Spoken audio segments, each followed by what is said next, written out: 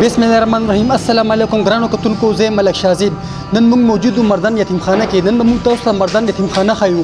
دې کې هغه ماشومان دي کوم چې مور پلار نه یتیمانان وي او یا چې غریبانان وي، مور پلار بچی نشي ساتلی، هلته راوستي وي. سره موږ خبرې اترې کوو ماشومانو سره.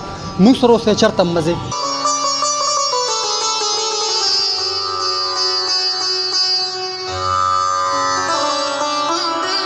زما نوم شهریار دی او زه رستم حیرآباد سره تعلق ساتم.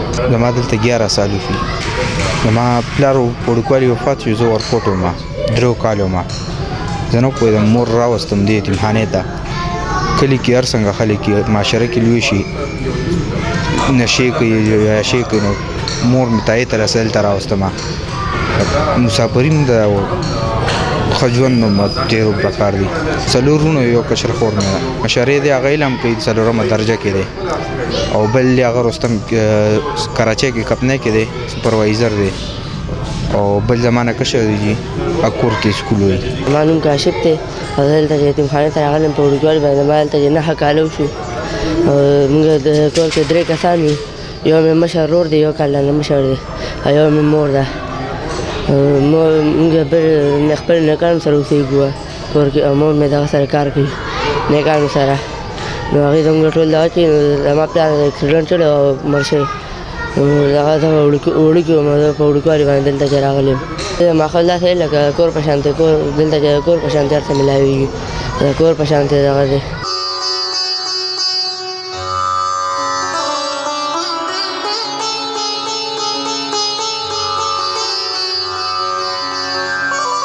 معلوم دی بلال، زه دلته پلار راوستم. دا مور مې مېرانه مور مې ده، یو مې ورور دی. زه د اسلام آباد یم، دلته زما ورور دی. دلته موږ پلار راوستو، مور مې مېرانه ده. دلته زما نوم جلال دی. زه دلته راغلی یم، پلار مې نشته، مور مې نشته. دلته سبق له راغلی یو زه دلته یم، یو ورور مې کور کې دی، یو ورور مې په خدایه مدرسه کې دی. موږ دلته سبق له راغلي.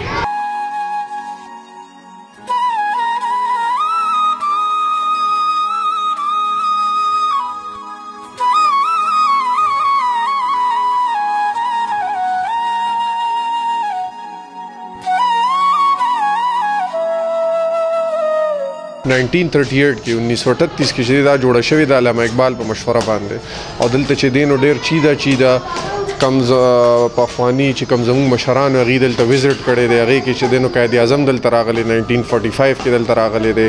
دې نه علاوه چې دی نو بیګم وقار النسانون راغلی، آی چندریګړ راغلی، بیګم لیاقت علي خان، داسې هسټوریکل پرسنالټیز چې دي هغوی دلته چې دی نو وزټ کړی دی. خان عبدالقیوم خان چې وه د انیشل بورډ اف ممبرز کې او د هغې زوی چې و صاحبزاده محمد خورشید ایم ګورنر و، هغوی به چې دی نو هغه دلته ټایم ټو ټایم چې دی ښه باقاعدګۍ سره چې به یې وزټ کوو. مونږ به جي دا وایي چې زمونږ دا بلډینګ چې دی نو دا آلموسټ چې دی تقریبا 100 سال زوړ دی. مونږ ته بلډینګ مینټیننس کې د ګورنمنټ د طرف نه کو مونږ ته څه داسې ښه بلډینګ چې دی هغه الاټ شو، او یا چې دی کو زمونږ ته څه داسې سپیسیفیک ځای الاټ کړي شي. مونږ به هلته خیر د خپل کنسټرکشن خو چې مونږ ته څه داسې ځای راکړي شي چې هلته مونږ فردر دې اداره کې چې دی ایکسټینشن کولی شو. بل زموږ دا بلډینګ ډېر زوړ دی، هلته مونږ نوی بلډینګ جوړ کړو او جدید طرز سره به یې جوړ کړو چې کم د نن سبا دور چې دی هغه ریکوایرمنټ دی. دا زموږ حکومت ته اپیل دی چې مونږ له چې دی نو هغې کو څه بیل بلډینګ راکولی شي یا مونږ له بیل څه ځای الاټ کولی شي. نو دا به دا مونږ ته چې دی نو ډېر لوی فیور وي. جی ګرانو کتونکو، موږ تاسو سره هغه ماشومان هم تاسو ته خولي سره موږ خبرې اترې مو کړې. تاسو ته موږ یتیمخانه مو ښووله، یقینا چې تاسو به دا پروګرام خوښ شوي وي.